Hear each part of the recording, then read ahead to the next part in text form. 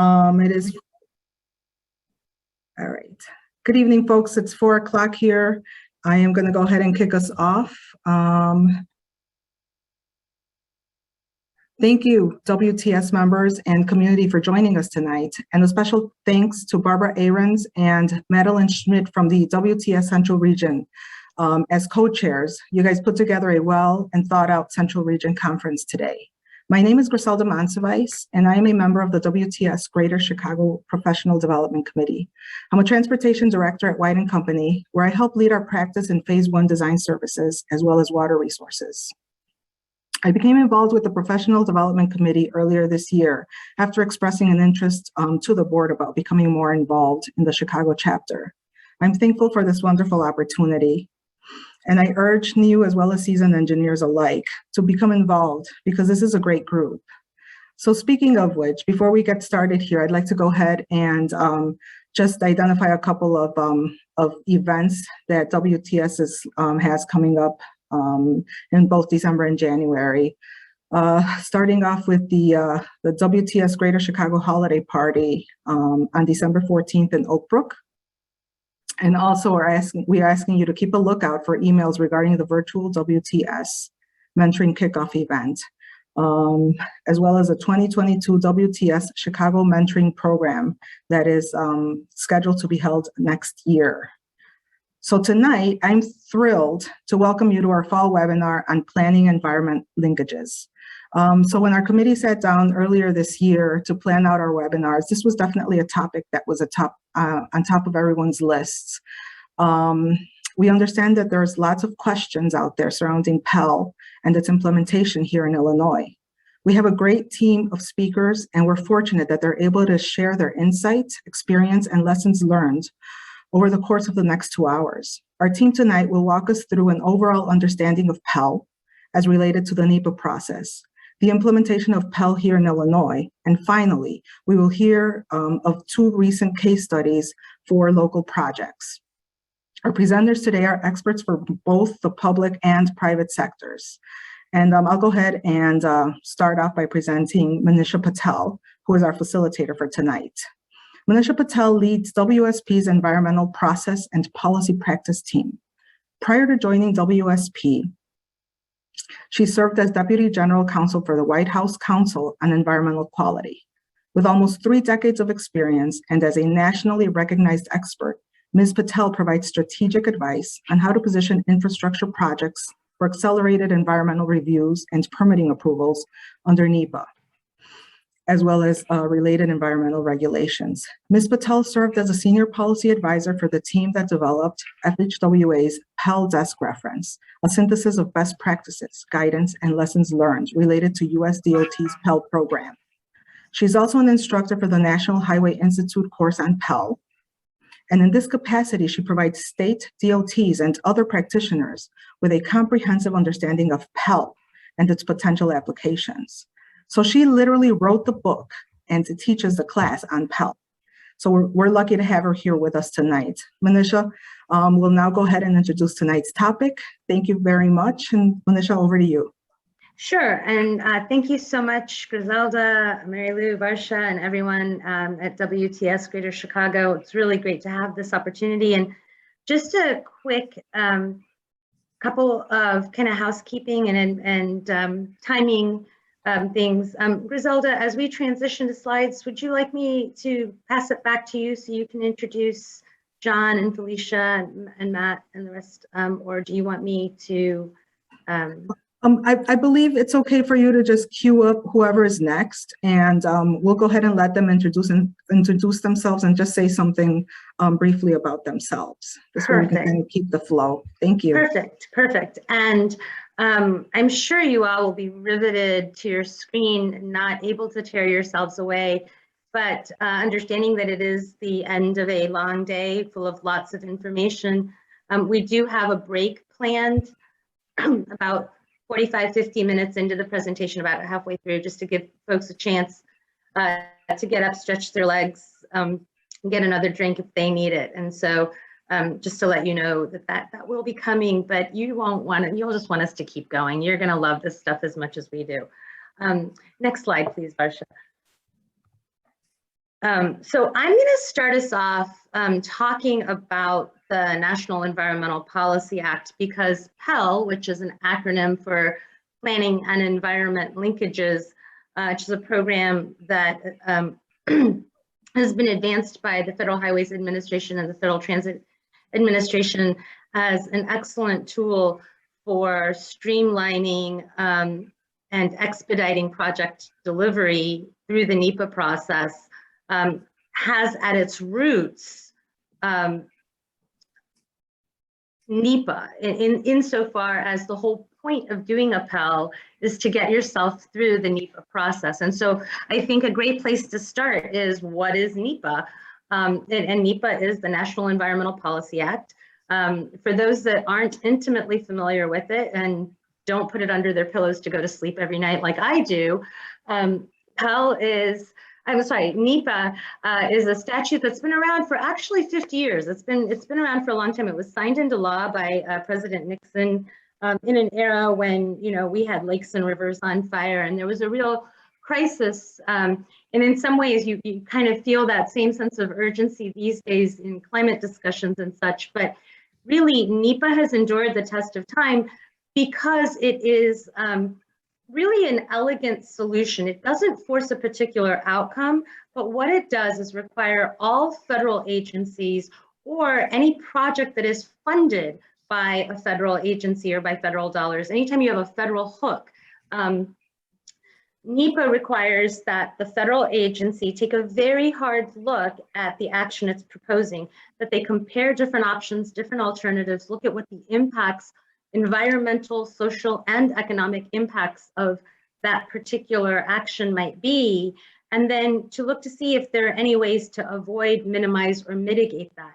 And so again, I think the key takeaways and to really understand what NEPA is and what it requires, and sometimes, you know, it gets bandied about, especially in transportation circles, as kind of a four-letter word, is a bad word. Excuse me. NEPA really is actually, I think, a very helpful and valuable tool to help us arrive at the transportation and community outcomes that we all strive to build.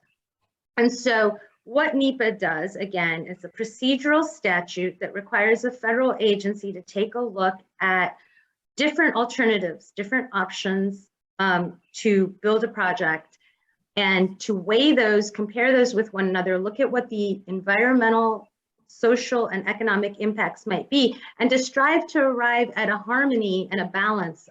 So again, NEPA itself doesn't actually force a particular outcome. However, NEPA is an umbrella statute, and you see that shadow of the umbrella behind this slide. If we can go to the next slide, I'll explain why I call NEPA an umbrella statute. That's because the purpose of the environmental reviews under NEPA really are to inform the public and the decision makers. One of the hallmarks of NEPA is public involvement and transparency, so that the public understands, what is this project? And NEPA is conducted specifically at the project scale. So it's, you know, at a project, there are things called programmatic environmental impact statements or tiered impact statements, which take maybe a broader view, but at the end of the day, you're looking at the impacts of a specific project. And then what NEPA really counts on is a cooperative process amongst all of the agencies that might have a role in permitting a project. And the point of it is to ensure that all of the applicable environmental laws, executive orders, and regulations that are that might be in play are considered and properly addressed. And let me tell you something, this list that I have under the umbrella right here is a very short list. The list actually is any environmental law. As per US DOT guidance and policy, that is how they implement NEPA, is that you look at Title VI of the Civil Rights Act, the Uniform Relocation Act, the National Historic Preservation Act. And in fact, that's is sometimes a very big component of the NEPA analysis, the cultural and historic impacts of, or the impacts of potential impacts of a project to cultural and historic resources. You look at everything from air impacts, noise, water. And so really it is designed to give the public and the decision makers a really good view of, if we take this action, what are the impacts going to be? Next slide, please.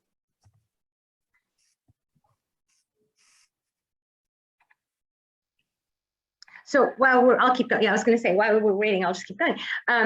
So thanks. So we've teed up NEPA, and traditionally, when you think about the transportation decision-making process, it has just evolved such that most transportation agencies will conduct planning efforts and look at their long-range transportation plans, their state transportation implementation plans. They'll look at their planning efforts, and that's usually done by one group of people within the agency. And then when you get to the project level that's implementing those broader statewide or regional plans, the project-specific reviews are done by a different group. And what that leads to is kind of a disconnected process. There's oftentimes a lot of duplication of effort where you've done travel demand modeling of, and forecasts, or have looked at the air impacts and the watershed and the airshed.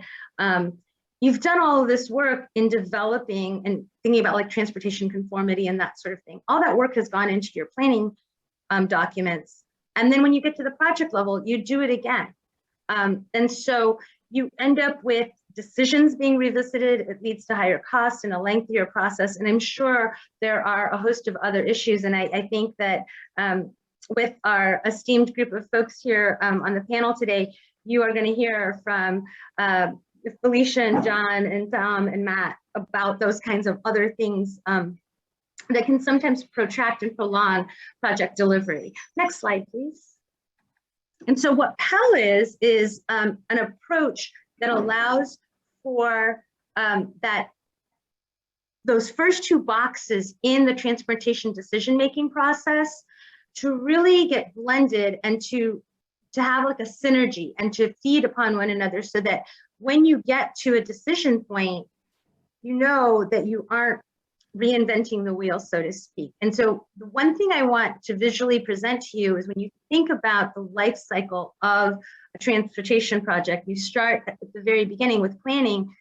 You start integrating the information that you collect during planning so that you set yourself up for a speedy and smooth environmental review process under NEPA, so that you can then get to design, right-of-way construction, and ultimately maintenance and operation. Next slide, please.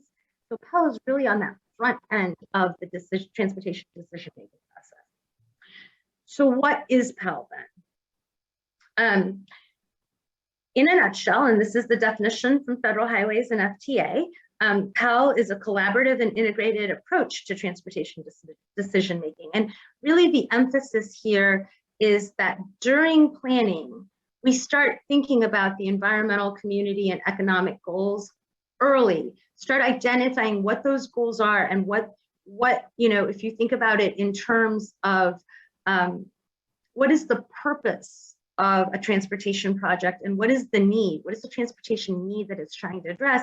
And those that are familiar with NEPA will sort of already, just hearing the terms purpose and need, it'll trip for you. Wow, okay, I get it. I see where those linkages start happening.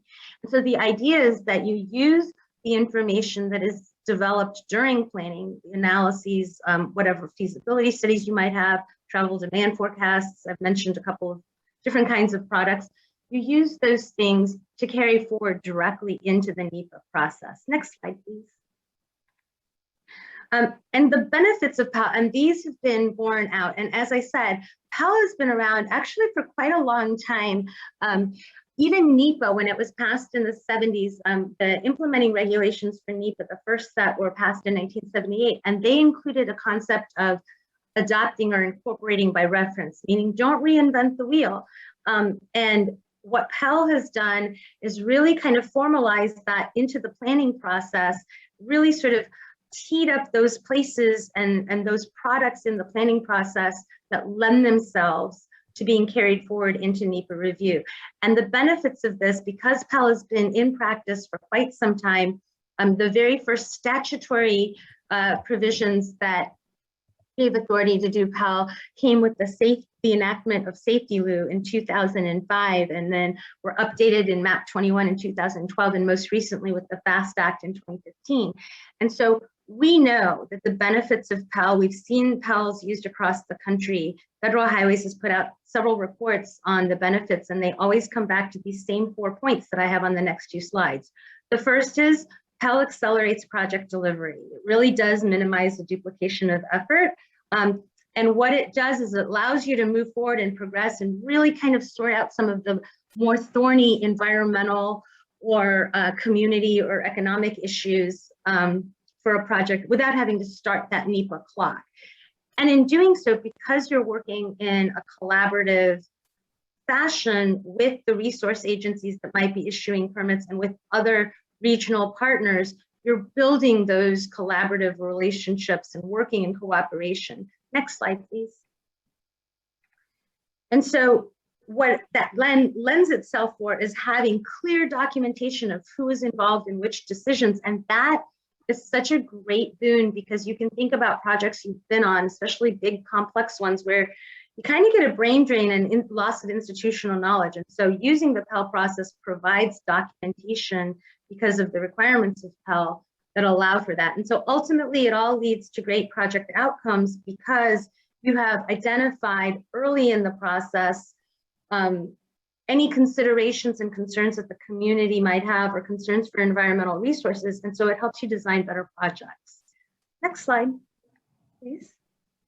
Thanks.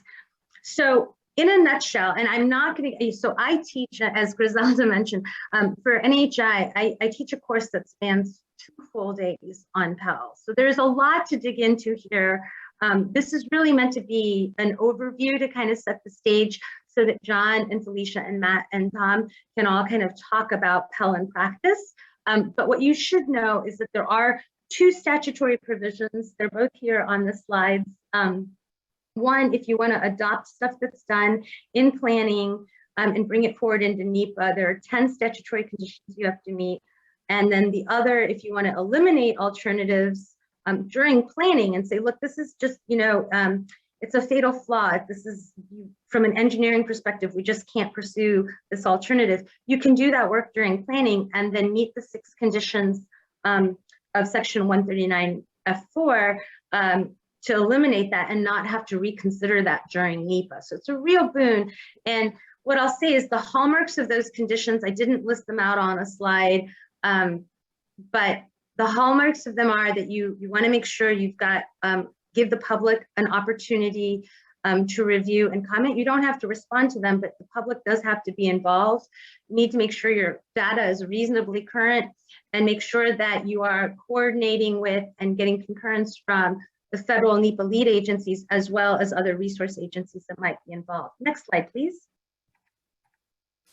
So PEL in a nutshell, basically what you're going to do is any prior studies you have, any modeling you've done, anything you want to use as a foundation that you've developed already, you build off of that. You use reasonable and current, reliable and reasonably current data and scientifically acceptable methodologies to frame out your existing conditions. Then you look at what are your desired outcomes, what do you want to get to, and then put that into a documentation and get that concurrence so that you can basically go forward. And all along, you want to make sure that you've got participation from stakeholders to inform and confirm that process. Next slide, please. So what kinds of projects benefit most? And we're going to see this in the examples we talk about today. It really is the regionally significant ones where you know you've got environmental constraints or that there's going to be a lot of controversy. Ones where you know you're going to have to look at options beyond just surface transportation and think about analysis of housing or community development. Anytime that you have lots and lots of alternatives, if there are 16 different design options, PEL is a great way to sort of sift through that before you get to NEPA. Next slide, please.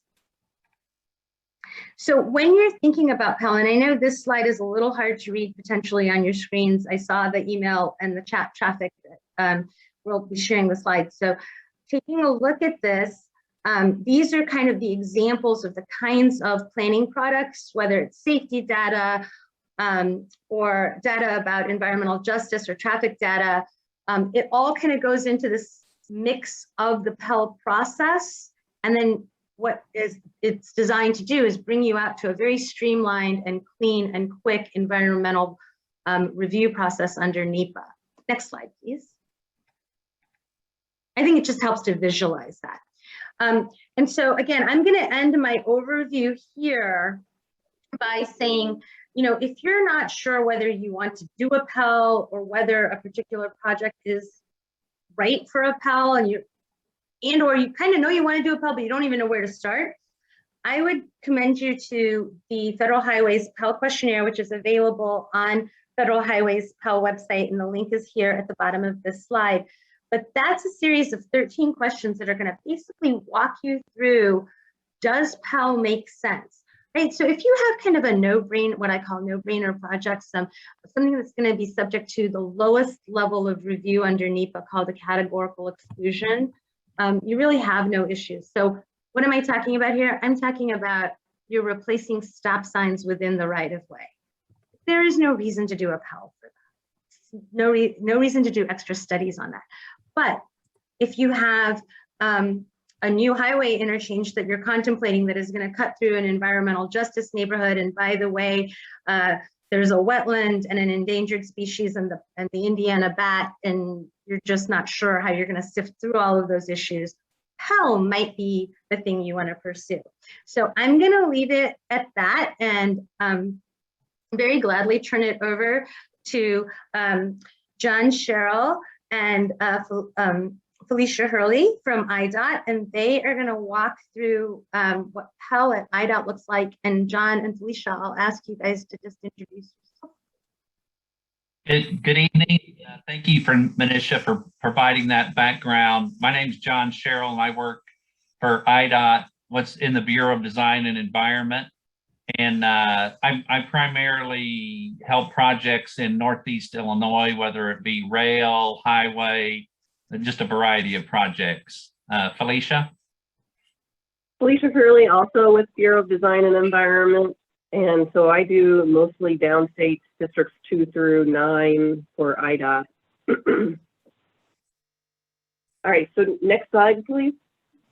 So as Manisha said, that there are 2 different ways to go about doing PEL. One is under 23 U.S.C. 168, which is integration of planning and environmental review.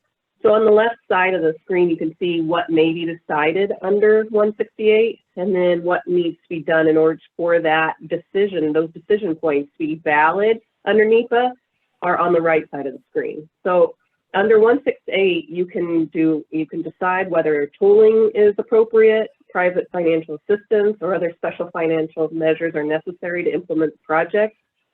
The purpose and need, the alternatives to be carried forward, and the methodologies for analysis. But in order for those decisions to be moved over to NEPA, then we have to consult with appropriate federal and state resource agencies. That includes the tribes as well. We have to do a broad multidisciplinary consideration of systems level or corridor-wide transportation needs and potential effects, including effects on the human and natural environment. And then we also have to do a public notice. The planning products may be adopted in order to do it under 168. And then the documents have to be available for public review and comment. There is under 168, the approval has to be within 5 years of moving it into NEPA. However, that can be reevaluated in essence in order to incorporate that at a later date. Next slide, please. 23 CFR 450 is where transportation planning, studies, and project development. So the left side again, these are your decision points, and then on the right side is what is required to be able to be valid in NEPA. So it's very similar. We can make the decisions of purpose and need, alternatives to be carried forward, and preliminary identification of environmental impact. And the exact same thing for the most part is required in order for those decision points to be moved into NEPA. Next slide, please. So I'd like to take a poll. Priscilla, I don't know if you guys are going to do this a little bit differently, or if people are going to put this into the chat pod, but how many of the people that are on the WebEx have done a categorical exclusion this is all under NEPA, or an environmental assessment and or environmental impact statement, or all of the above? And if you could put, yeah, in the chat pod. Thank you, Jamie. All right, so the majority of them that are coming, oh, there it goes. Nice, thank you. I thought you guys were gonna do that. Nice, Griselda. If you guys could fill out the poll.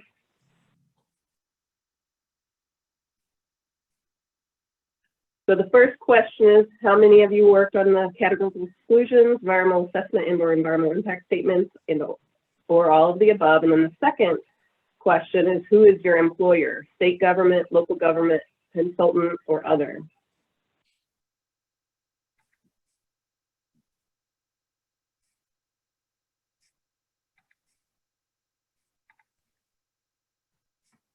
And Felicia, if you're presenting, you may not be able to see, but we're getting a lot of activity in the chat. Lots of folks saying all of the above. Yep, I do see that. Great. All right, so we'll go ahead and go to the next slide. All right, and we'll wait for this.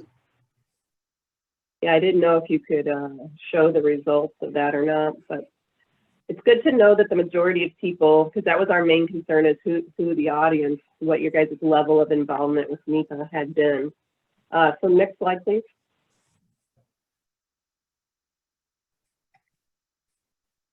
All right, so under the traditional NEPA 404 merger process for the Illinois Department of Transportation, FHWA sends the purpose and need to the agencies for a 30-day review. And then we can, if we get concurrence from the resource agencies, then we go on and we do the alternatives to be carried forward. We send those to the resource agencies. We ask for their concurrence. If we get their concurrence, then we move on to the preferred alternative. Once again, we ask for their concurrence, and if we get it, then the NEPA 404 process is concluded. So that is under the traditional NEPA 404 merger process. So the question is, how do we incorporate this PEL into the NEPA 404 merger process, which is being done right now? So next slide, please.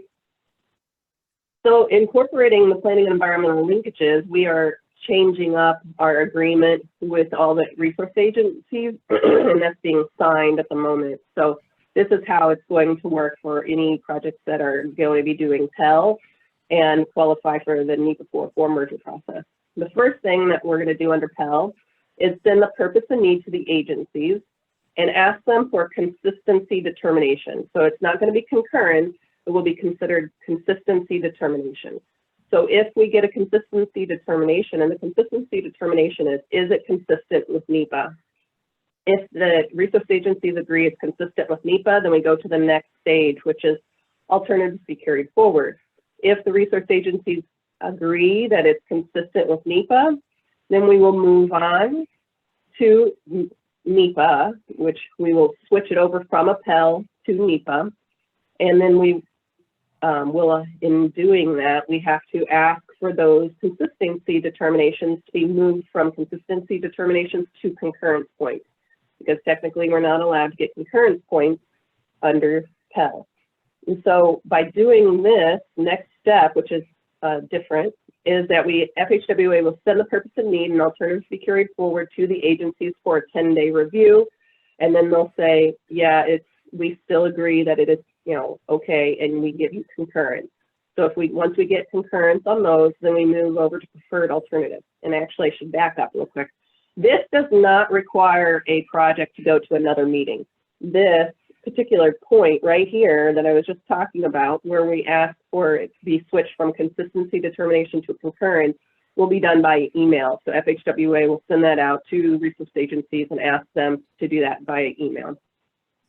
And then the next time we go to a NEPA 404 merger meeting would be for the preferred alternative, and that would then be under NEPA. So thank you. So there's a lot, it looks like the poll is done. So there's a lot of consultants, 75% are consultants, some state government, some local, and some other, but the majority are consultants, and the majority, 80%, have done EAs, EISs, and CEs. Thank you. All right, so then after we get concurrence on the preferred alternative, then the NEPA 404 process has concluded for planning environmental linkages and NEPA. So that's how we're going to incorporate that into the NEPA 404 process. Next slide, please. So we did update the BDE manual to include planning and environmental linkages. So please take a look at that if you do have a project that is going to follow PEL. It is under BDE manual 11-704. It essentially will redirect you to the EA and EIS sections as needed, but it does explain how we're planning on handling it. Next slide, please. So when it comes to funding, one difference for us is the funding. Under PEL, we can use SPR funds and PL funds, but we cannot use those types of funding under NEPA. So that is one difference with regards to funding. Next slide, please. And then one of the things that I did want to point out, our FHWA thought this was important, so we felt the need to tell everybody else too. This is under, as Manisha said, this comes from the FHWA question and answers on PEL. And the question is, what types of planning products may be used in the environmental review process under section 168? And the term planning product is defined in the statute. So essentially that can be done, carried out by an NPO, a state or a transit agency as appropriate. So those planning products can be used in that way. So they wanted us to mention that. Next slide, please. John? Thank you, Felecia. And, I'll just throw this out to Griselda or whoever. If there's something comes in the chat pod and you want us to stop and answer a question, feel free to do that. But the question I get a lot is why should I do PEL? Why don't I just jump into an IDOT phase 1 NEPA project? And as with any project, we start off because we have a transportation problem in one way or the other: safety, congestion, reliability. The big one is for me is usually this: we have limited or unsure of the engineering and construction funding. And so IDOT has a lot of feasibility studies that are sitting on the shelf, whether they were sponsored by IDOT or a local agency. And they've been sitting there for years, and to restart the project, we basically almost have to throw away the old feasibility study. But under PEL, we're going to say PEL gets you halfway, 2/3 of the way through NEPA, as Felicia's keep emphasizing you're going to be able to get purpose and need and alternatives to be carried forward. And FHWA, what the regulations that Felecia was indicating, allows you to carry that PEL product into NEPA. So that's PEL is NEPA compliant. And technically, we're still under the 1 year and 2 year to complete a project if you were to jump right into a big environmental assessment or a project that required an environmental impact statement. And when I say technically, I know the current administration, I think, is wanting to do away with some of the former administration regulations, and we'll see how that gets incorporated. And then the good thing, and Manisha addressed this, PEL incorporates input from all these different resource agencies, whether it be the Illinois Department of Natural Resources, the Army Corps, the U.S. Fish and Wildlife Service. So we get their input into this PEL process. Next slide, please. Felecia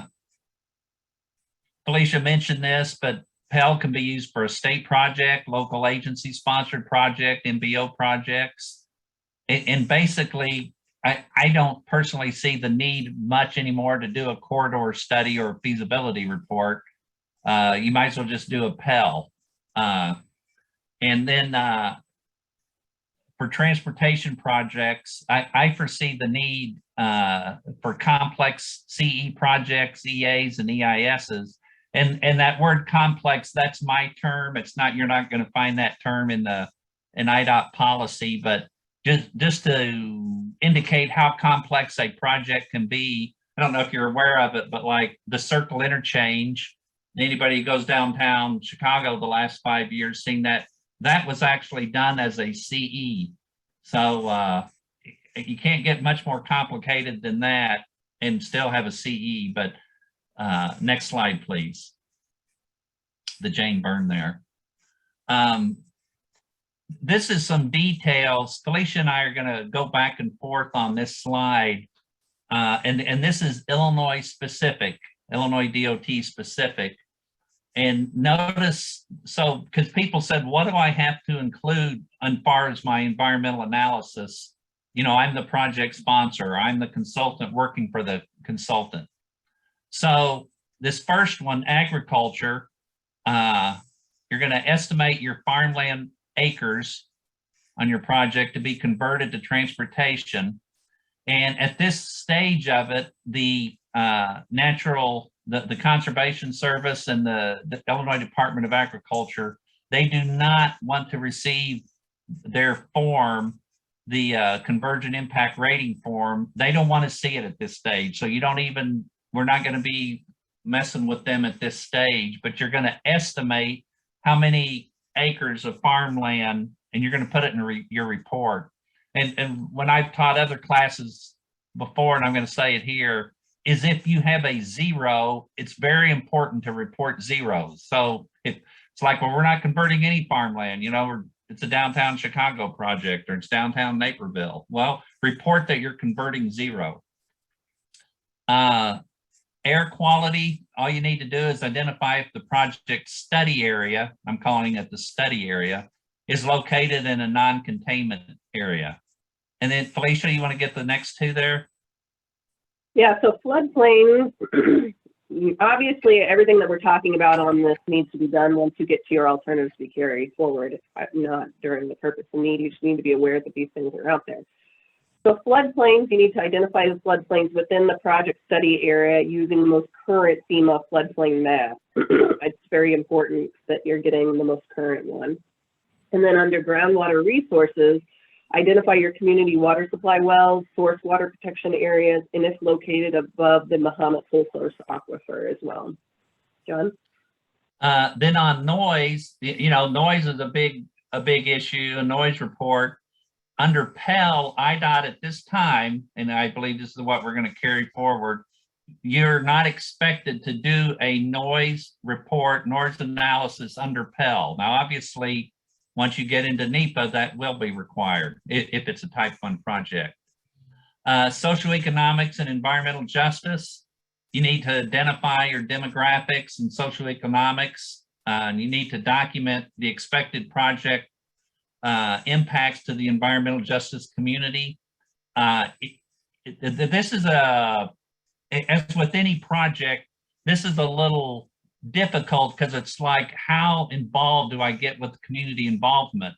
Well, you need to tell the community that you're doing a PEL project. You need to tell them once you get to it, you want their input on the plant purpose and need and the alternatives to be carried forward.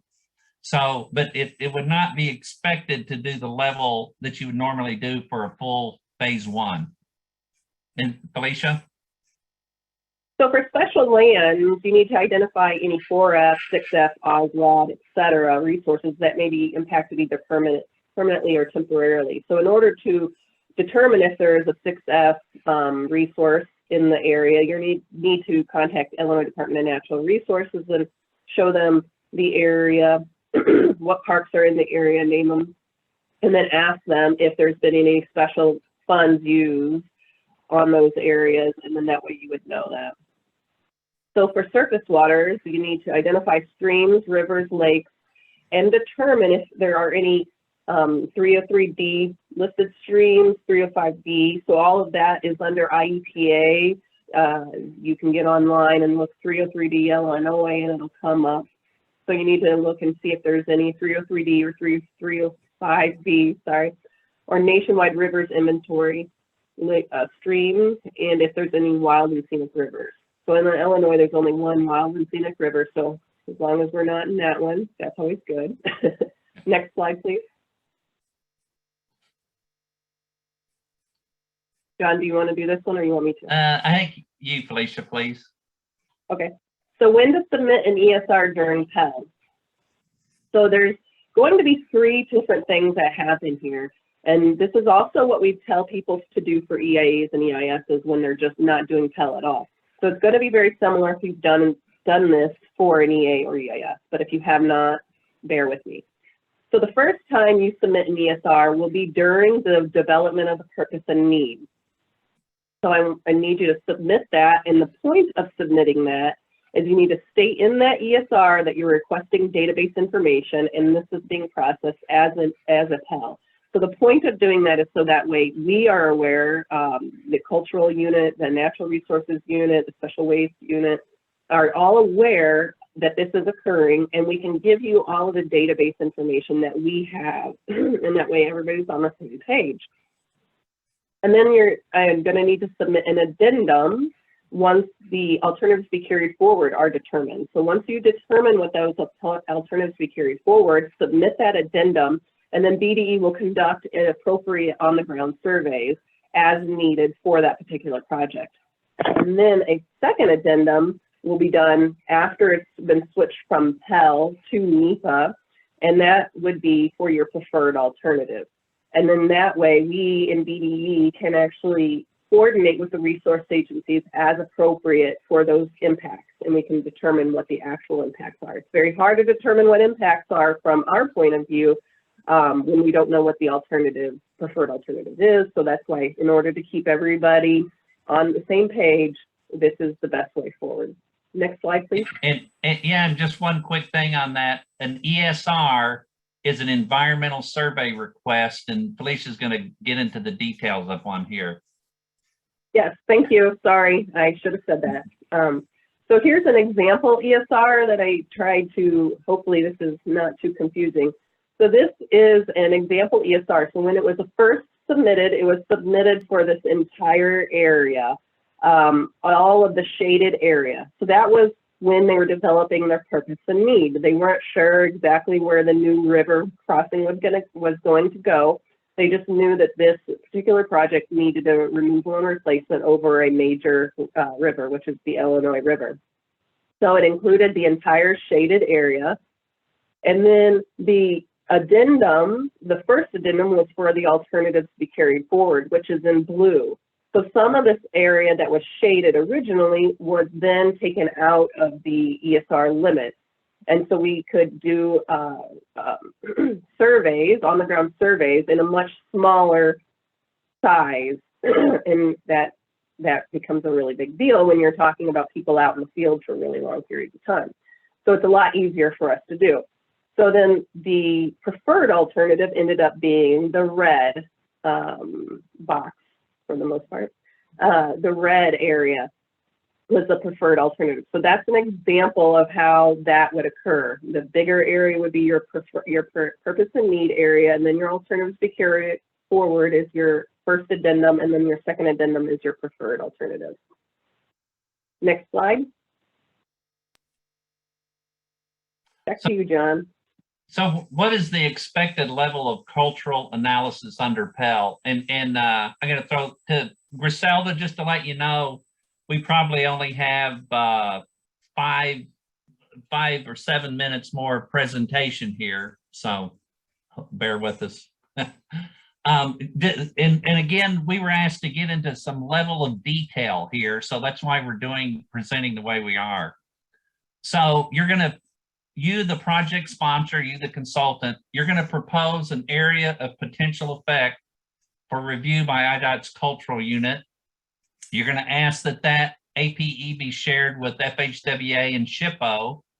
You're going to assist with a desktop review of identifying known 106 resources.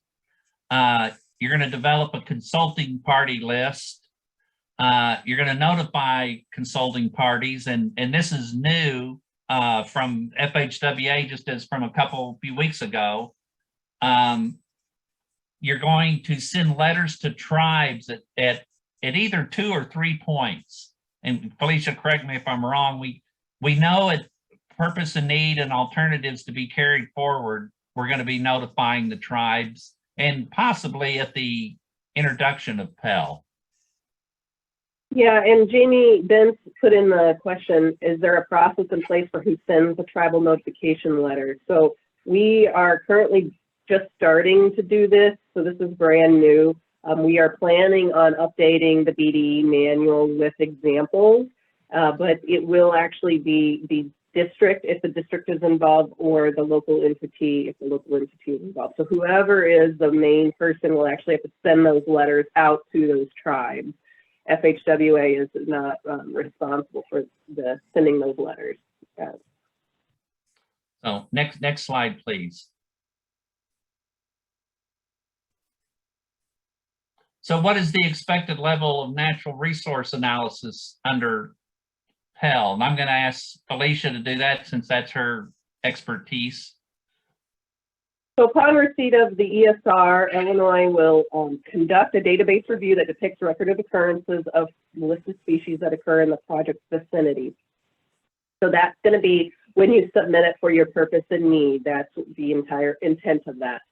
And then once you submit your alternatives to be carried forward, we will also move on towards surveys. But prior to that, we will also do a database review of any INAI sites, nature preserves, land and water reserves, natural heritage landmark sites. All of those will be included, and then send that to you guys so you have that information.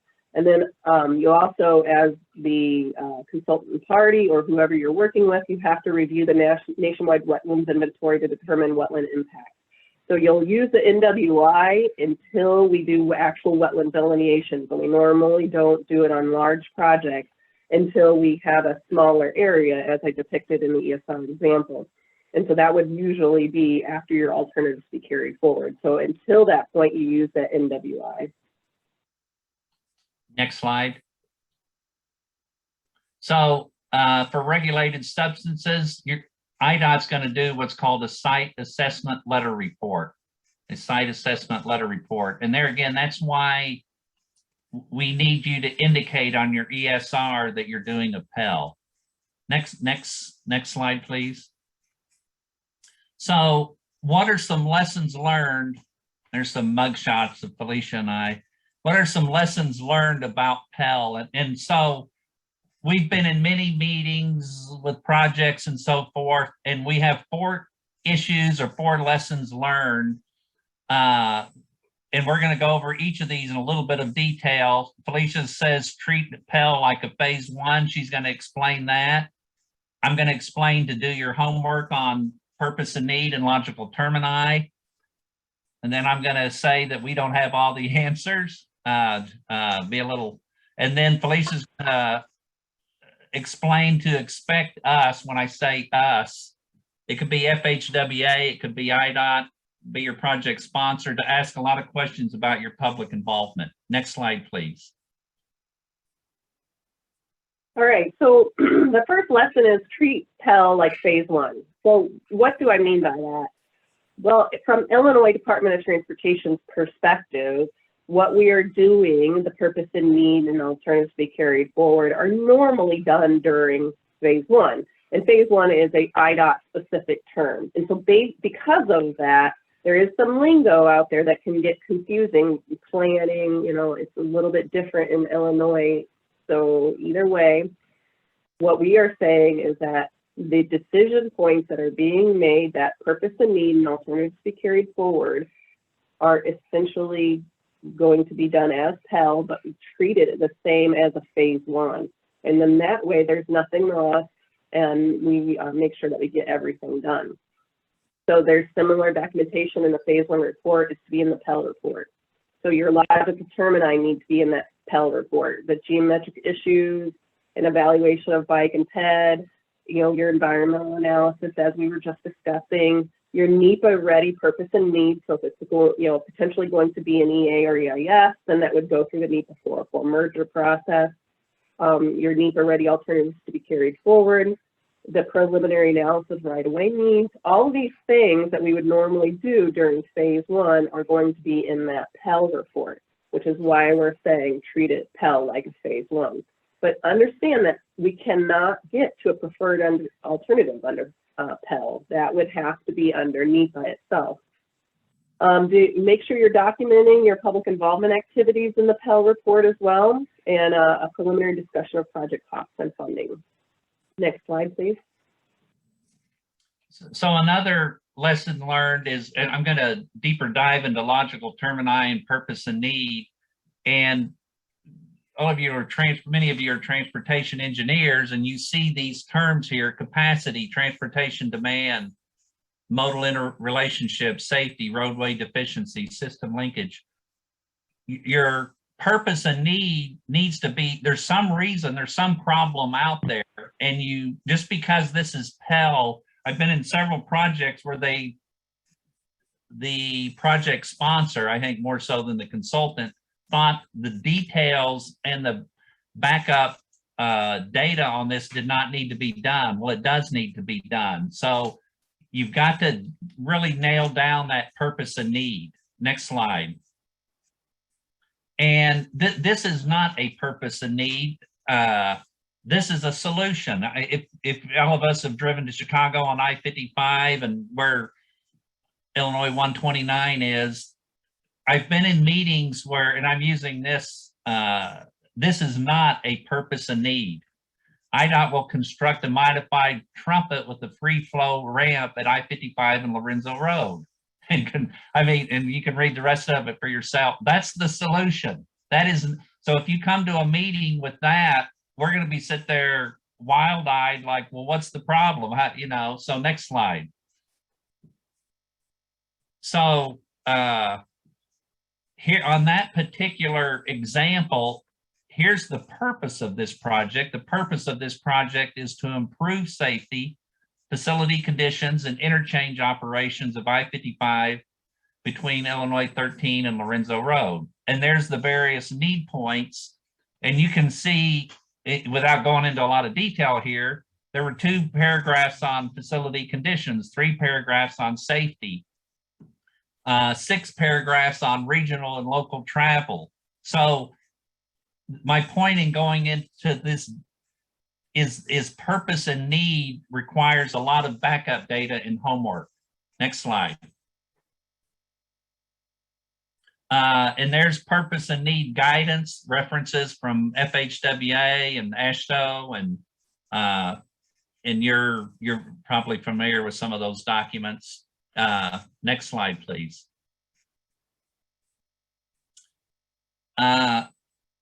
Here's a lesson learned is PEL is somewhat new still to the state of Illinois, and Felecia and I and others do not have all the answers yet. Oh, I see somebody's added some more to this slide, but so some guidance that we've added here. I really like this second bullet point, the PEL questionnaire, which is on FHWA's website. And my dog just came in the room. So, so work closely with your IDOT project manager and as needed, present and discuss at the district coordination meetings. And I see that this desk reference guide's been added on here too. So look up these FHWA references. Currently, IDOT has no reference other than the BDE manual that Felecia mentioned earlier. Next slide, please.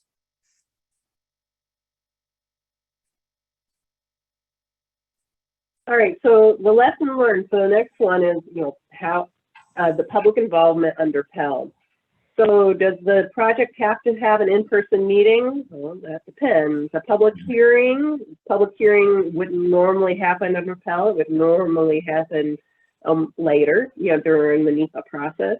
A project website, whatever you were normally going to play in for under that phase one is, if you were going to do it just merely under NEPA, go ahead and do that under PEL too. And then that way there is never an issue whether it can be carried over or not. So is public input needed on the purpose and need? Yeah, just the same way it would have been before. You know, we have to normally go out and ask the public what is the issues that they see out there. That is part of the public involvement process that we normally do. So that would need to be done under PEL as well. Same thing for alternatives to be carried forward. Normally we take that to the public and ask them for their guidance on it, what they think, all that stuff. So all of those things that we would normally do under phase 1, we would need to do that under PEL as well. So there are references on here. So as I mentioned earlier, the BDE manual, we've added PEL under chapter 11. And then take a look at chapter 19, it has public involvement guidelines. We still have to follow all of those guidelines in chapter 19. And then the Bureau of Local Roads and Streets, their public involvement guidelines also have to be followed if it is a local roads project versus a state. Next slide, please.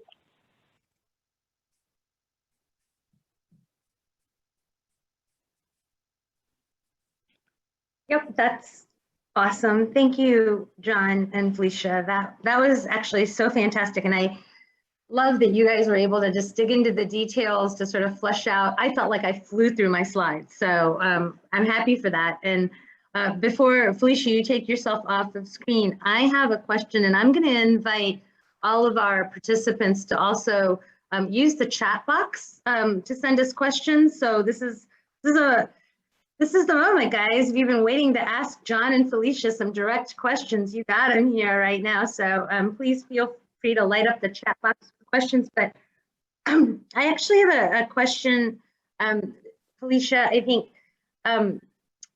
you, in your takeaway where you say, treat it as a phase 1.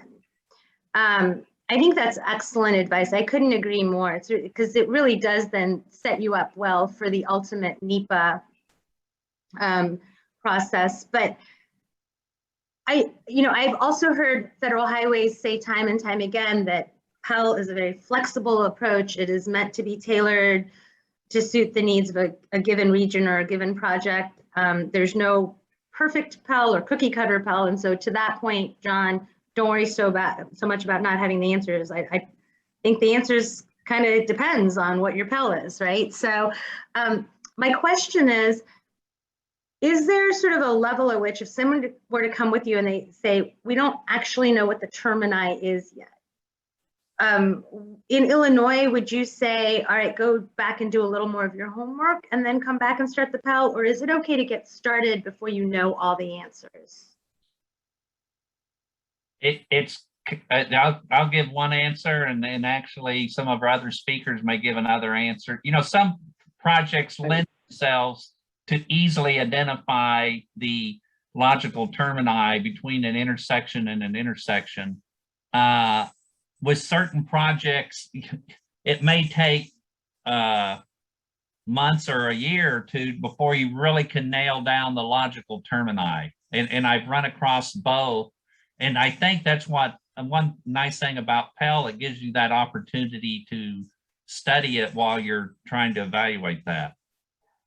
Yeah, I agree. Yeah, and to speak further on that, that's pretty normal for us in DOT. It might be a specific project, and the question starts off as, what is our logical termini? And that gets developed along with your purpose and need. So absolutely, that would be a part of your PEL process. Sure. Yeah, I think that makes sense. So Don Whitmer had a question about how many PELs are ongoing in Illinois right now. I don't know if you guys have any. This is a rough guess. I'm guessing 4 or 5 state-sponsored projects and probably upwards of 10 at least local-sponsored projects. And those are ones that have been initially presented at what we call a district coordination meeting. Mm-hmm. Yep, great. Keep the questions coming, folks. I feel like this is a great opportunity to sort of get wonky about PEL. And I've served as an advisor for PEL kind of across the country, different states. And, a PEL in Arizona is going to be just necessarily different than one in upstate New York, just given the environmental context, right? Let alone politics and all of that other kind of stuff. And so a question that I always have for PEL practitioners as I grow and learn is, in Illinois, what do you see as one of the greatest challenges to being able to use the PEL approach? Like, as you guys have started getting a few of these under your belt, what, you know, reading the tea leaves, what do you see as kind of the thing that's going to just always come back to just give you a headache? Well, one thing, this is John Sherrill, one thing I see is some of the smaller local governments don't know what they're getting into when they launch into a project, and they incorrectly think, oh, I can do a PEL for 1/10, I'm just throwing a number out, 1/10 the cost of doing a phase one. Well, I'd rather do a PEL and see if we really have the money. And it's like, well, no, it's still going to cost you, it's still a substantial amount of effort to present a PEL versus a phase, you know, and so sometimes it's an educational component that really falls on the shoulders of the consultants having to educate their whoever's hired them at the time, whoever their project sponsor is. Yeah, I can see that. So we had another question from Jamie Bentz. For the environmental survey report submittals for a PEL, would you all prefer to see larger general study areas where corridors might eventually be identified, or do you want it to be a constrained corridor for the ESR? And she also thanks you for an excellent presentation, which I agree. So your original submittal would be during your purpose and need, and that should be a very large area, whatever area it is that you could potentially have alternatives in, because the whole point of submitting that original ESR is to get your database information out. So wherever you want it to be can be, because that's all we're doing is giving you database information. So it's not, we're not, you know, it'd be the only time we're ever going to do surveys, it's going to be a rare occurrence, like maybe 0.01% chance of that ever happening. So just don't worry about that part of it, because at the beginning, you want your larger area of whatever it is that you would be considering, from logical termini to, you know, all of it, wherever it could possibly be. Yeah, that makes a lot of sense. And then a question from Madeleine Johnson. How much time can pass between completing a PEL and beginning the NEPA process? And Felecia mentioned that in her early slide. It is 5 years. The statutory shelf life of a PEL is 5 years. Now, with that said, and jump in here, Felecia, to embellish here, but I will also tell you that Federal Highways and FTA as well, who's the other agency that has the authority to use PEL, both of those agencies really underscore the fact that even if you can't use the PEL to directly adopt or incorporate information by reference into the NEPA process, you know, you shouldn't abandon all hope. Not all is lost. You can still use that information. You've done all that work.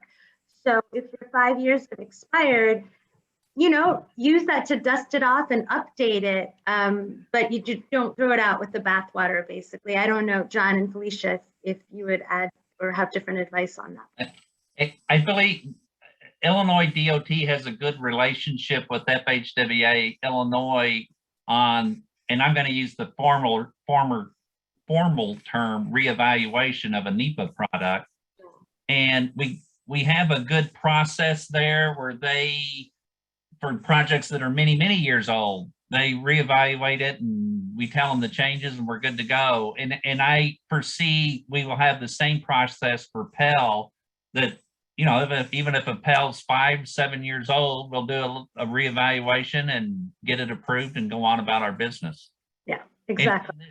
And what's you mentioned earlier, and I've seen it, and it really, a lot of decisions are the project sponsors' decisions that are not FHWA or Illinois DOT. the project sponsors in the driver's seat. If somebody has a PEL project and they're in a hurry to get it to NEPA, that's up to them. Or if they want to take several years to gauge public involvement and they think some new industry's coming in the area and they're, you know, and that's ongoing, some kind of economic development for a few years, IDOT does not, we're not in the driver's seat on how fast or how quickly this thing will get converted into NEPA. Well, and Manisha, correct me if I'm wrong, but the under 168 is the 5 years, but if the PEL is done under, and I can't remember it off the top of my head right now, but under the other one that I had mentioned, that there was no 5 years. Yeah, that's right. Under the regulations, under 450, that's correct. And there isn't a 5-year time limit, but that one also doesn't give you sort of the ability to kind of copy, cut, and paste as directly. There's a little additional NEPA work that is required. So, but anything that kind of, and we're gonna take a break here in just a minute, but I think that this last conversation really kind of underscores the flexibility that is available through PEL. And I wanna close out maybe with reiterating something John said, which is, when you think about NEPA, and NEPA right now is going, the implementing regulations are going through a state of transition and flux. As this administration just put out a notice of proposed rulemaking a couple weeks ago. And I don't think that, my conversations with folks at CEQ and elsewhere, I don't think any of the fundamentals of NEPA are going to change.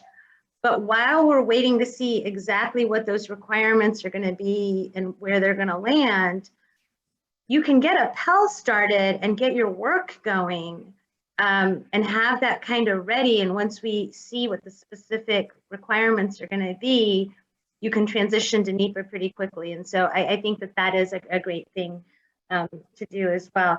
And I was reminded that Matt has a hard stop here towards the end of the bottom of this coming hour to catch a flight. So if you all will indulge us, we're going to keep rolling and give Matt a chance to get going. Matt, I'll ask you to introduce yourself as you get started. And obviously, everybody be adults, be you. If you need to get up and go get a glass of water or anything else, do that and come right back. But we will take a quick break after Matt talks to us about the Kane County case study. I'm sorry, Matt is talking about Randall over 90. Please go ahead, Matt. No problem. Can you hear me? Yes, sir. All right, very good. All right, thank you. I appreciate your understanding of this. I'm more than happy to be here presenting. So thank you very much to WTS for giving me this opportunity. My presentation, as Manisha indicated, is on Kane County Division of Transportation's Randall Road at I-90 Corridor Improvement Study, a project we've nicknamed Randall over 90. I'll be talking about the planning procedures we implemented and in some cases made up as we went along in the process of completing what I understand to be the first planning and environment linkages project in Northeast Illinois. Next slide, please.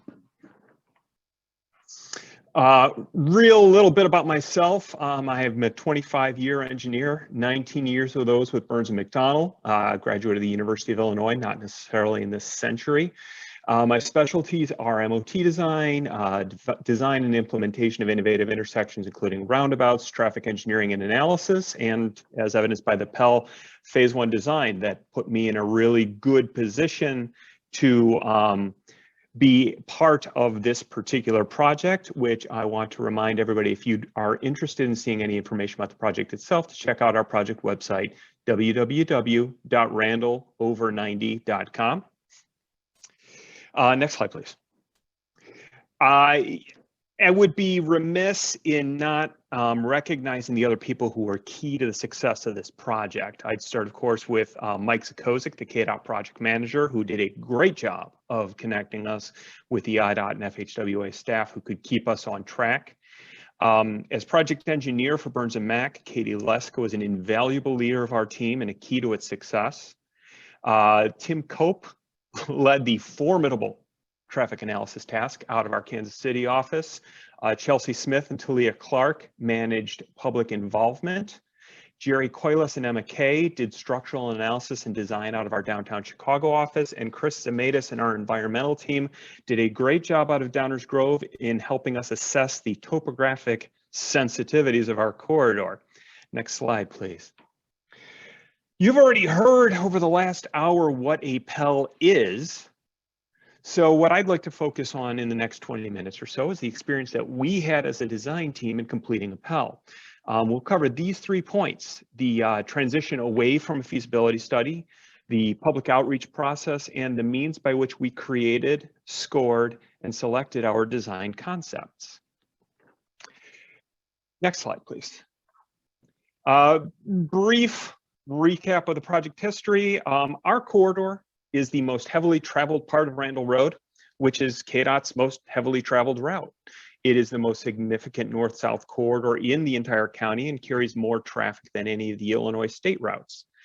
In the immediate area of our project, click please, there's significant warehousing, a major banking facility, a large telecommunication facility, a regional trauma center, lots of commercial land use, and as well as some residential areas at the north end of the corridor. These land uses obviously generate tremendous volumes of traffic, not just to and from I-90, but north and south to regional destinations in the Fox Valley. These competing demands cause backups which can extend thousands of feet on both Randall Road and the westbound I-90 exit. Nothing's been done in this corridor since the expansion of the interchange in the early 90s. There was a feasibility study performed by the tollway about a decade ago, and that feasibility study ended as most feasibility studies do, their background material for our study. The only real improvement is that KDOT's installed an adaptive signal timing system that's doing some good in squeezing a little additional capacity from the existing roadway, but it is not a long-term high-capacity solution. That need for a long-term solution is what caused KDOT to create a new feasibility study, which was awarded in the summer of 2019. When we started this job, we promised that our study would be different, but we had no idea how true that would prove to be. Next slide, please. So first, let's talk about how it is that we learned to be a PEL. I'm going to talk in this section of our presentation, next slide, about how the planning environment linkage process worked for us, why it made sense for us to transition from feasibility study, the changes we had to make in project management and execution in order to become a PEL, and the way we use that PEL process to keep our project moving forward. You've already heard in various terms what a PEL is, so I'm not going to restate the formal definition. Next slide, please. What a PEL is to me is this. You still have that creative brainstorming phase, but you need to tell everyone what you're thinking while you're thinking it and why you make the decisions that you make. Now, I suppose I don't make that sound real great. Now, I love the creative aspect of a feasibility study, these early phases of design, and I'm fortunate to lead a team that feels the same way. But in the end, this process of brainstorming in public wasn't as bad as it initially sounded. We might have gotten a little bit of a head start because we were already doing a bit of this. Now, a feasibility study doesn't require project study groups or community advisory groups, but we had already made the decision to sort our stakeholders into similar categories. The Illinois Tollway and the city of Elgin were labeled partner stakeholders. Organizations with a likely financial and jurisdictional stake in the results of the study, like a PSG. Others, like the Village of Sleepy Hollow or Advocate Sherman Hospital, were constituent stakeholders, groups which would usually be part of a CAG. Now, we'd been a feasibility study for 8 months before we attended on our own initiative an IDOT FHWA coordination meeting. And at that point, we were told that we should consider becoming a PEL. I had never heard of this. An hour of fairly patient explanation later, we were sold on the concept and we decided to make that change. Next slide. So why 8 months after we started our work did we follow through on that recommendation to become a PEL? The short answer is because we realized it was a great match for a project like ours. Now, to be clear, we never expected our project to be anything other than a categorical exclusion. And by the way, John, that was fascinating. I had no idea that Jane Byrne was a CE. That's not really surprised to hear that. Anyway, kind of surprised we were going to be a CE, but we were. We weren't, however, a good match for your typical CE phase 1. John would certainly call ours complex, if I recall that term correctly. With your typical CE phase 1, as IDOT's already pointed out, you only have, say, 4 or 5 different things you might do on your project. While we expected that all our concepts were going to be low impact, we knew right away that we could easily come up with 10 or more completely different things that we might do. Far too many to consider within the framework of a traditional phase 1 study. Imagine doing IDSs and location drainage studies for each of 10 different concepts. Ugh.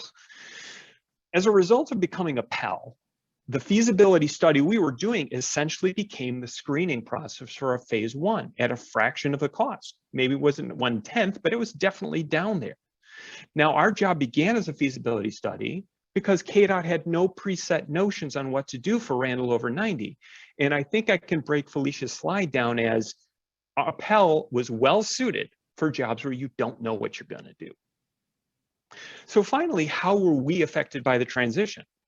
Well, because we chose to follow PEL compatible stuff from the outset, and that was equal parts luck and foresight, I suppose, on our part, we were able to transition fairly quickly. But that change in formula and scope did not leave our project or budget unaffected. Next slide, please.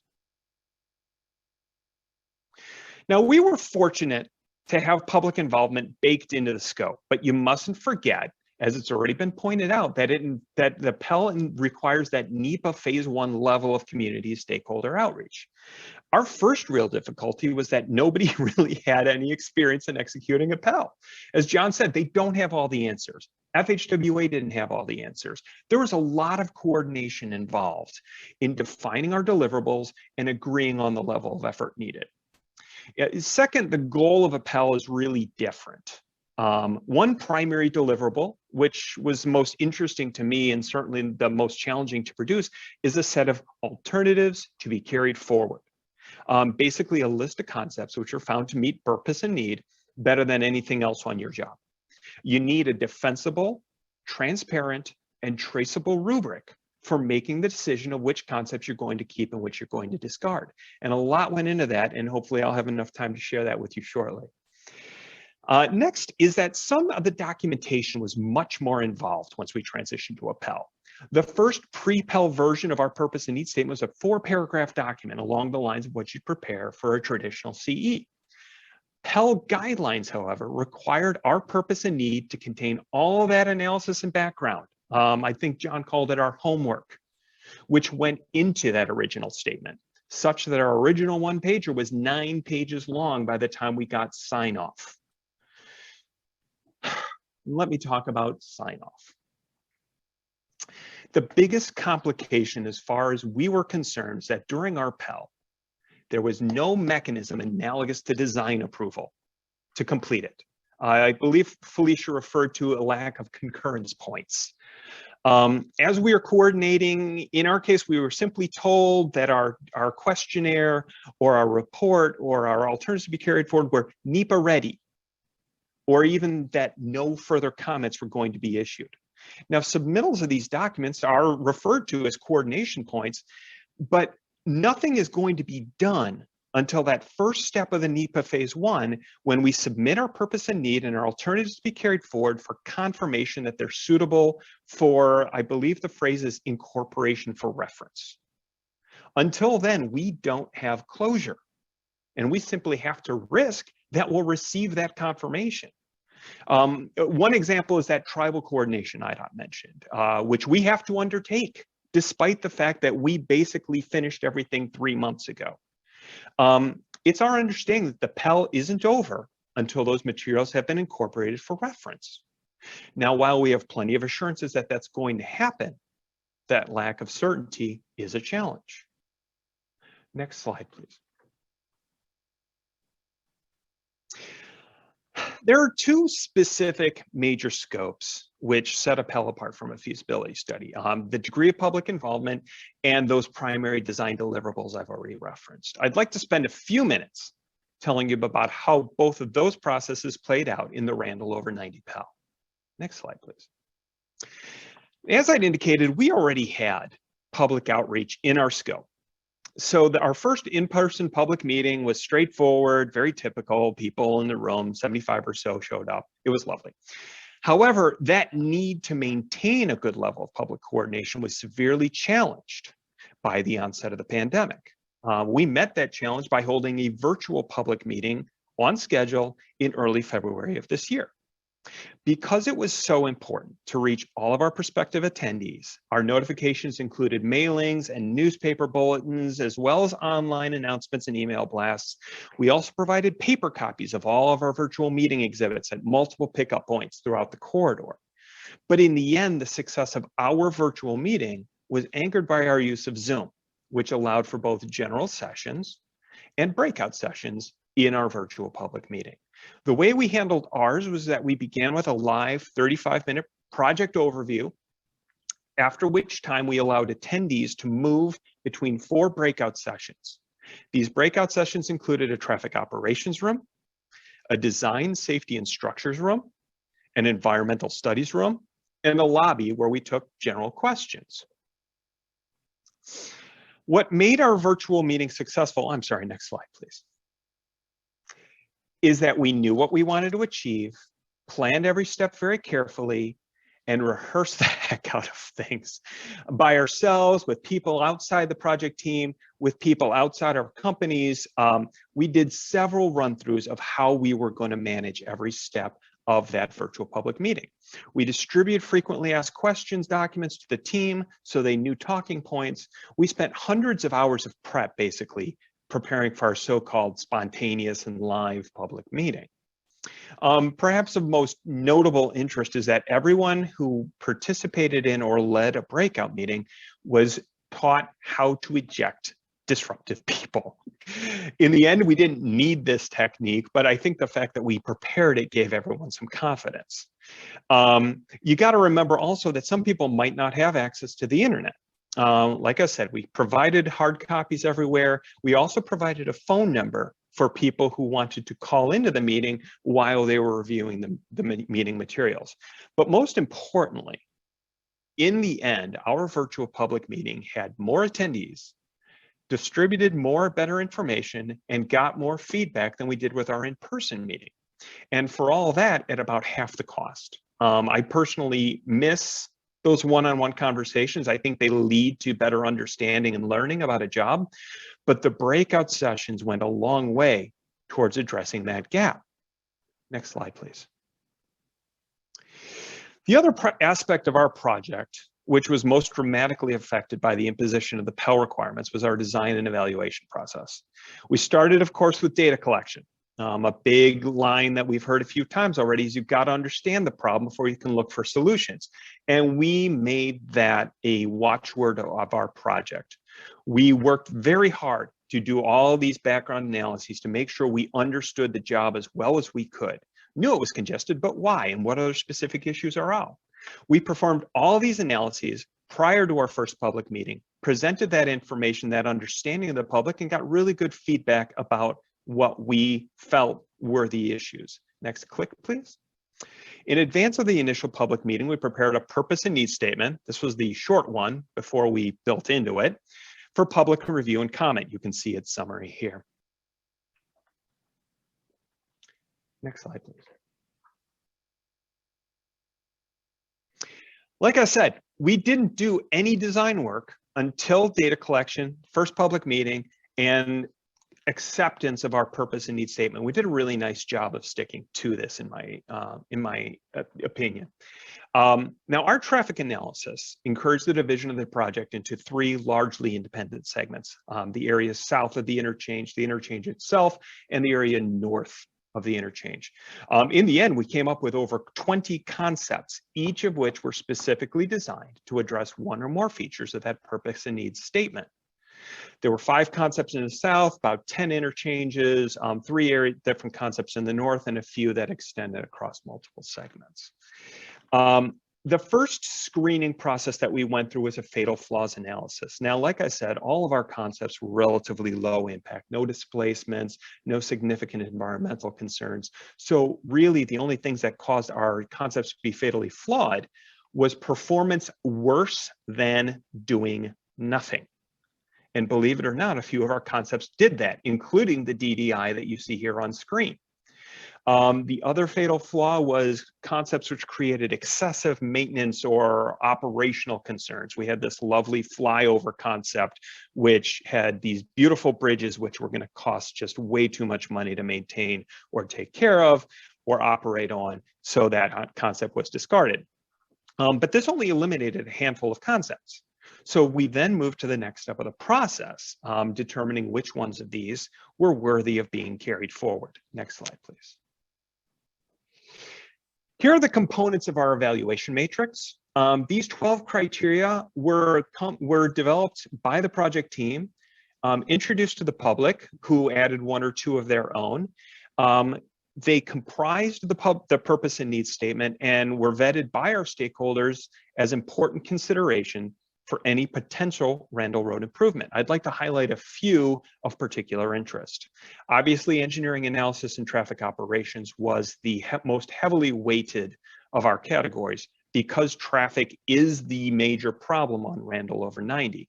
I note safety here, but we found that of the 750 crashes reported in our corridor over a 5-year period, 3/4 of those were rear end crashes, most of which appear to have been caused by congestion. So concepts with a likelihood of reducing queues, we're going to score highly on safety. I mentioned constructability because that was important as well. We need to be able to build this improvement with a minimum of stages while maintaining Randall Road traffic. A few of our concepts, like a SPUI, scored well on traffic, but did really poorly on constructability because of the elevation difference which would have been required. It also did poorly on feasibility, the ability to construct a piece now and the rest later. SPUI, you just got to do the whole thing and be done with it. We had other concepts which pieced together much better than that. And the last one I want to point out is hospital. The Advocate Sherman Hospital southeast of the interchange became a criterion when we learned about the key role that accessibility plays in their designation as a level 2 trauma center. We only found this out by having a one-on-one conversation with them at the outset of the project. This understanding helped us establish hospital access as a major point of consideration and a unique component in the matrix. This learning opportunity wouldn't have happened had we not been part of the PEL process. Next slide, please. So here's the matrix itself. Members of the team scored each of the concepts on a scale of 0 to 4 based on a rubric developed by project leadership and approved by KDOT in advance. Scores were weighted and tabulated, and those scores were compared against others within the segment. The weightings were also submitted for stakeholder and KDOT coordination prior to their approval. There's little or no coordination between segments on scores because they were looking at different things. These scores were the primary determinant in our selection of alternatives to be carried forward. Now, we were careful, like I said, to preview each step of the work with KDOT before it was performed, to share the matrix and its weighting with all of our stakeholders as the scoring process was underway, and to include documentation on each step. We were transparent about the process, and while I don't know if it was luck or skill, I can say that IDOT FHWA had very little to say about the process prior to reading about it in our report and finding the results NEPA ready. Next slide, please.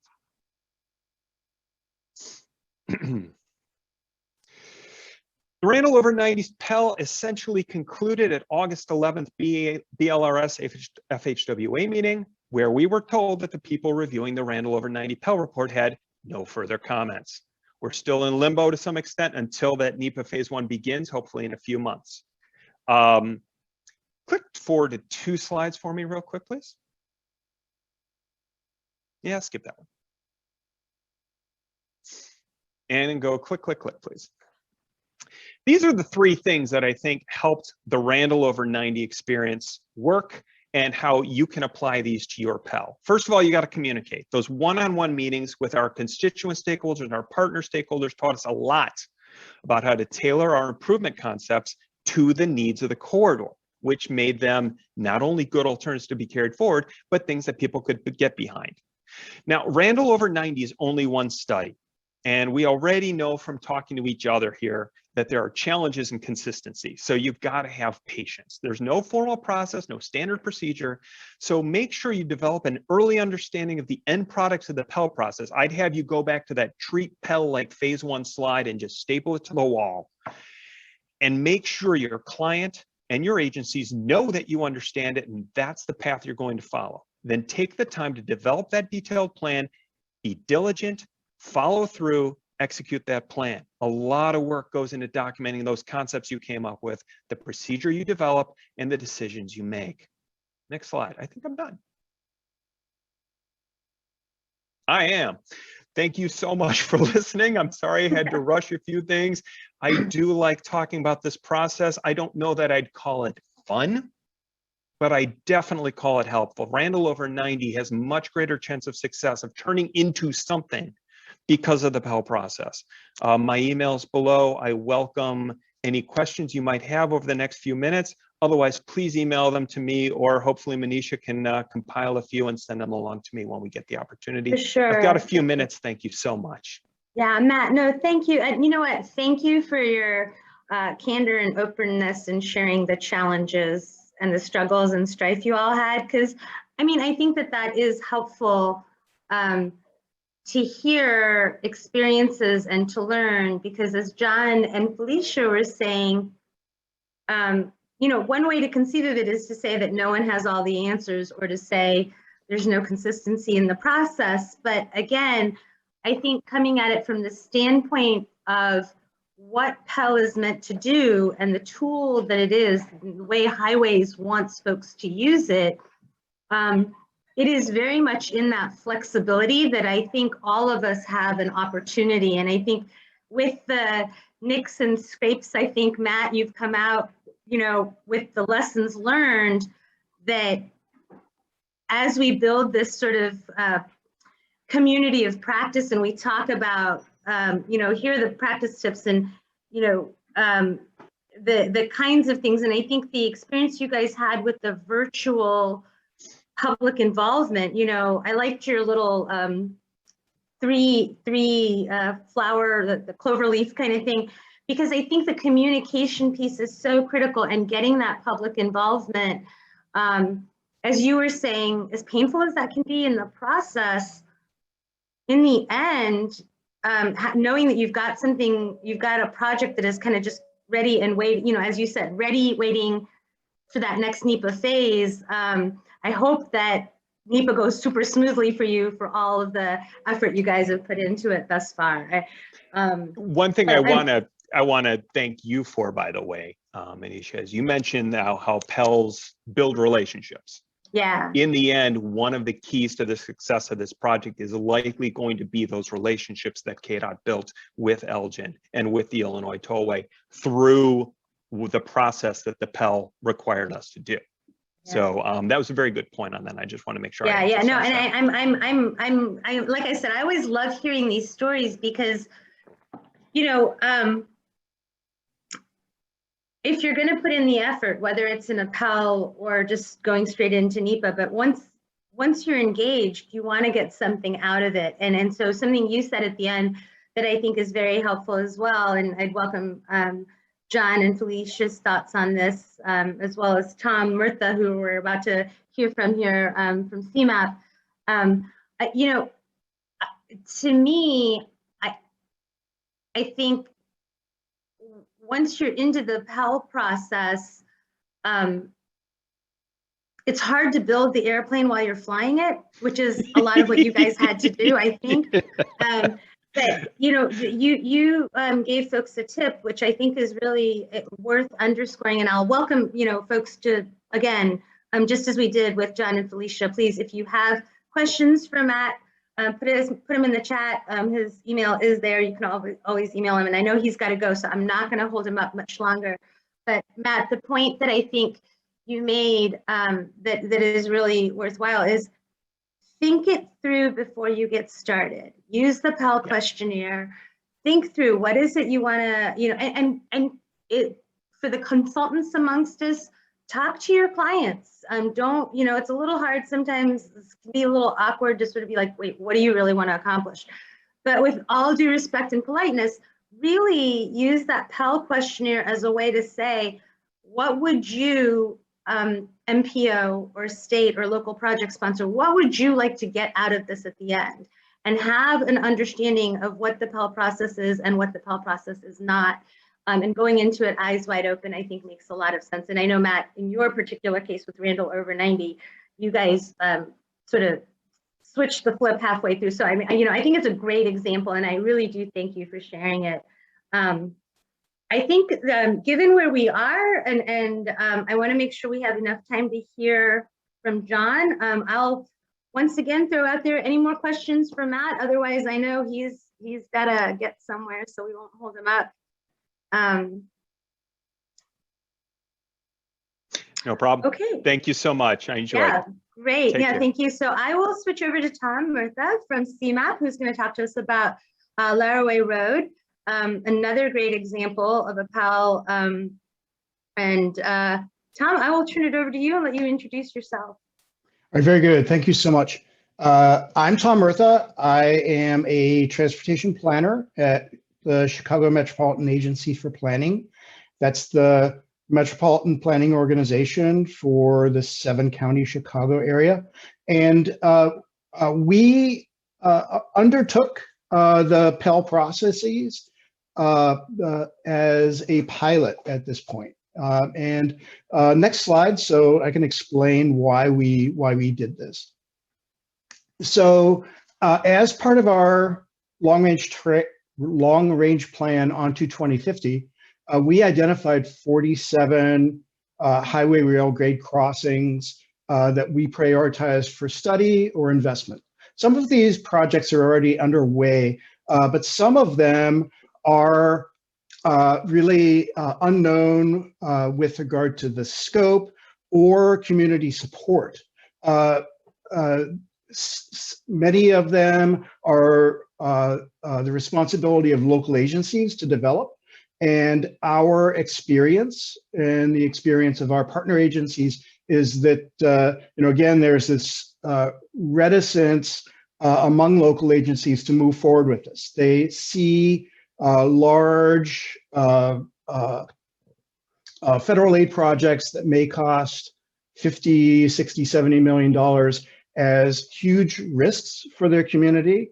And again, they are often unwilling to undertake that because of the financial issues and also because of the unknown impacts on the local community. Nonetheless, we have a strategy to try to reduce the impacts of grade crossings on communities. So the PEL process enables us to move forward with these projects on a feasibility study basis to get to a go or no-go decision. And again, with deferring to John's opinion, we still think that we can get to that go or no-go decision for a fraction of the cost that a phase one would take us back. And we can do that with again, regional leadership for these regional projects. Again, keeping the risk of the project away from the local community until the project is better defined. Next slide, please. So we've heard all the steps that need to be taken during the PEL process. And, again, what I would like to emphasize is that we view this as a transportation planning process that gave us a number of products that we could use during the engineering phases to be taken up later. We had a number of coordination meetings. We had extensive public input, surveys and meetings and phone calls, along with targeted outreach toward particularly difficult groups, including truckers through the trucking associations, some of the local communities, and again, it was that involvement that really made the project better defined and kind of honed our understanding of the needs that we were facing at this site. So next slide. Again, we are at the point where we have finalized and submitted a PEL questionnaire for final review by our federal and state partners, and that meeting is coming up. Our final meeting is what we hope is our final meeting is coming up next week. So we get to this decision point. Again, it took us about 16 months from when we really initiated the process to when we got to the through the public involvement phase, and then since then we've been waiting for environmental survey results, and we had some public involvement to wrap up too. So so again, a fairly short time frame, lots of work, but it worked out pretty well. Next slide. So this is the area that we were working in, heavily industrialized, and the Laraway Road corridor had about 10,000 vehicles per day, 10,700, 3/4 of which were trucks. We looked at improvements to both the railroad and the highway itself. So next slide.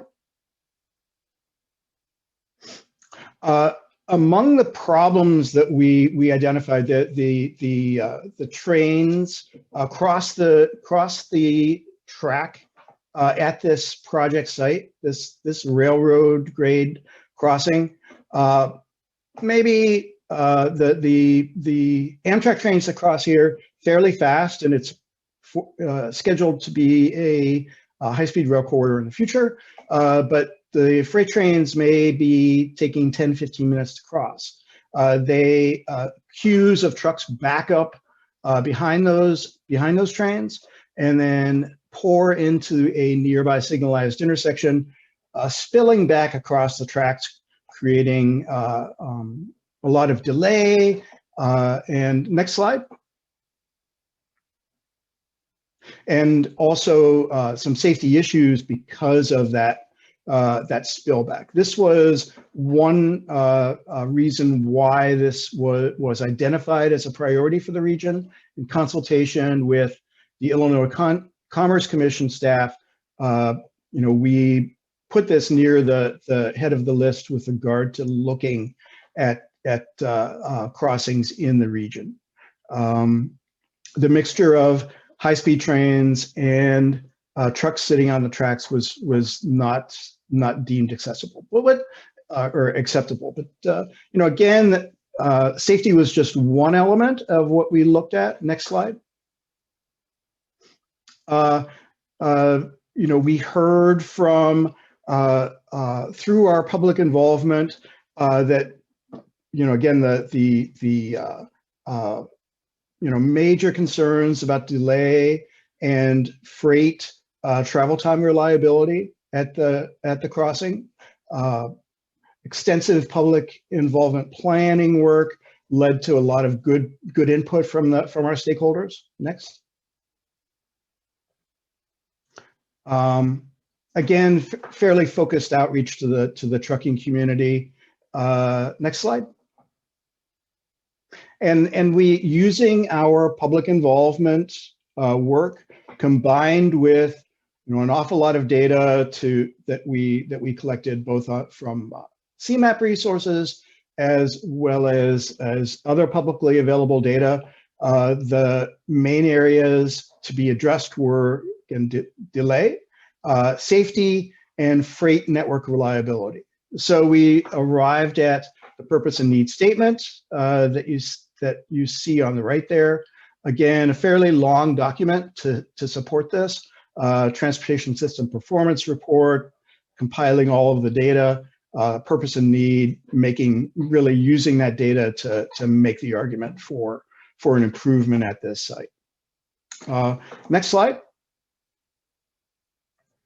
After the purpose and need was identified, we worked on identifying some common elements for an improvement, and those common elements included widening and reconstruction of layerway, bicycle accommodations, the other improvements that you see here. I'll point out a couple at the bottom.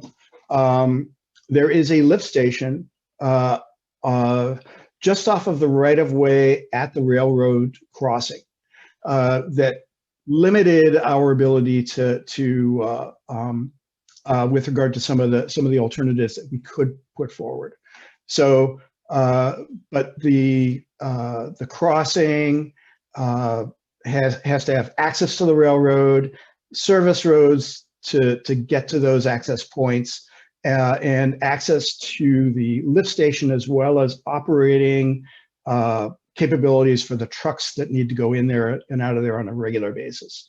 The other key element here is an intersection improvement at Route 53, where regardless of the presence of the future crossing, we saw substantial delays because of continued truck traffic at that site. Next slide. The evaluation of the bridge alternatives was actually fairly straightforward and took not very much time. 2 meetings with the coordination group, and then and you see the road over, the road under the railroad, the railroad over, and the railroad under. Next slide. Each of these alternatives addressed the purpose and need. So next. But there were other issues that we needed to consider. I mean, like we heard on the Randall Road project. All of these addressed some of the traffic operations issues and the railroad crossing delay. But the transportation footprint changed very much depending on the alternative being looked at. Constructability was much greater for the road over than the other alternatives. So we looked at all of those criteria that you see and identified the road over as an alternative to be carried forward. So next. That having been said, we needed to look fairly closely at the intersection of Route 53 and Laraway Road. Again, we expected less delay because of the railroad crossing itself being separated. We expected limited growth in truck traffic, no growth as a matter of fact because of the future Humboldt Road extension.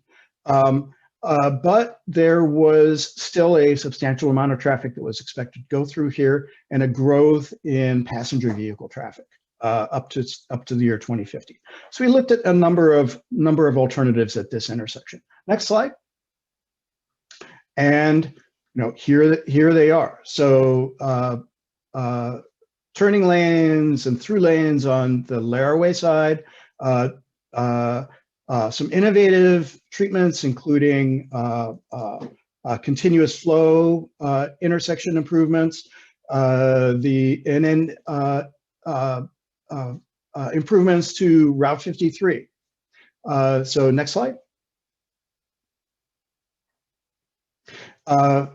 This is an area where the local concern about risk really became quite important because of known drainage issues and traffic issues on Route 53 itself. So we had noted that there was, there were drainage problems in this area, pavement flooding sometimes, and not an available outfall in a reasonable distance. So a large intersection improvement at this site would generate potentially large investments in drainage and which were a concern about expanding the scope of the project for the city of Joliet. So next slide. Looking at this, at the projects, the different configurations that we had under review, some of them had substantially greater delay than others, and some of them had very little delay at all. The continuous flow intersections performed marvelously, but the transportation footprint of those designs was too large, really. So next slide. So we have identified among the configurations that we looked at 3 configurations to carry forward as part of our alternative to be carried forward, the road over rail alternative. So these separate and distinct intersection configurations will be carried forward as part of that alternative to be carried forward. And these alternatives have a sort of a compromise between moving traffic, but at the same time reducing the risks with regard to drainage, constructability, and cost that again, some of those larger improvements might have for the city as it picks up phase 1. So next slide. The configurations being moved forward are again pretty substantial turning lane and through lane improvements on Laraway, as well as turning lane improvements on Route 53 itself. So next slide. And then again, the road over rail is the alternative to move forward with the main crossing that we originally wanted to spend our time looking at. The 53, this analysis took 2 months. The 53 analysis took 8 months. So that was a big surprise for us. But again, it is one of the lessons learned. And again, we got to the point where we have a go, no go. And because of this work, we have a go at this point. So PEL process is an excellent way to engage local communities and doing a regional project. We have learned about scheduling these projects to be flexible. The Route 53 issue, we didn't expect to have to deal with this, but it was the right thing to do, reduced project risks moving forward. And I guess the other thing is that the stakeholder involvement helped us a lot understanding the issues, but really translating that into data for the purpose and need was a challenge, but we think we addressed it pretty well. I want to thank, my view, PEL projects are fun. I want to thank my colleagues from Jacobs that I think are here, Marie Glynn, Srikant Pangluri, Jill Kramer, Marla Kindred, and Carla McCuntiak for assisting with this project. They were our consultants, and thanks for listening to the presentation I had about this. Tom, that was fantastic, and I agree with you wholeheartedly. I think PELs are also fun, and listening to your presentation along with Matt's and John and Felicia's, you know, one takeaway, and then I know we've got to wrap up, but one takeaway that I had, maybe to sum it up in a sentence, is for successful PELs, I think you have to be prepared to go slow at first. You know, take your time, get it right as you're starting that PEL out, so that as you near the end of the PEL and you're documenting everything and preparing for NEPA, you can go faster. Would you agree? Like that first part of you were saying about the public involvement and trying to figure it out and get all the pieces takes time. But if you work through that, you really do get a good output. That's right. And and we're actually working on a much more complex project right now in Berwyn and Riverside, and have spent a lot of time collecting information out there and learning what some of the different stakeholders have to say about the project. So that's I think that's slowed us down a little bit, but again, I think it's time well spent. Yeah, right. I couldn't agree more. Well, thank you so much. That was a great presentation, and really interesting to see the number of alternatives you guys parsed through using the PEL process. That was awesome. On behalf of all of the panelists and myself, I really want to thank again WTS Chicago, in particular, Griselda, Mary Lou, Versha, and Farida Mahmud, who couldn't be with us tonight, for giving us this opportunity. And Mary Lou, I'm going to turn it over to you to close us out here in just a second. But Griselda and I have been talking on and off, and just really quickly, if we can ask folks to use the chat function once again. If WTS had an opportunity to do sort of a longer PEL training, is that something that would be of interest, and do you think that it would be a big enough draw? So if you think you would be willing to sit through a longer, more detailed PEL presentation, nuts and bolts kind of thing, can you give us a thumbs up or yay or yes or yep, there we go. All right. And with that, great, thank you guys. So keep the responses coming. With that, I will turn it over to Mary Lou again. Thank you all for your time. And Mary Lou, it's all yours. All right, thank you, Manisha. Hey everyone, my name is Mary Lou Kutska, and I am a Bridge Technical Manager at Michael Baker. And more importantly today, I act as the WTS Greater Chicago Professional Development Committee co-chair. So I just wanted to give a hand to all of our Greater Chicago PEL event speakers today, Tom, Matt, Felicia, John, and just everyone. You all put together great presentations with valuable content to look over and reflect on as planning and environment linkage studies gain prominence in Illinois and also across the nation. Griselda, Monsivice, and WTS Greater Chicago Professional Development Committee team, joined by Sophie Cohen and Farida Mahmud, you have all been instrumental in putting this PEL event together. Thank you to Barbara Ahrens and Madeline Schmidt for putting together this amazing Central Region conference today, and for engaging WTS Chicago to close out their event. We appreciate you guys recognizing the importance of PEL studies in the future of the transportation industry. And also thanks to Varsha and April, the behind the scenes WTS International Zoom operations on this entire day. You guys are complete rock stars for running this nearly 8-hour conference. Wow. Thank you to all of the WTS partners, next slide, who have invested in the WTS Chicago chapter and contributed to its success.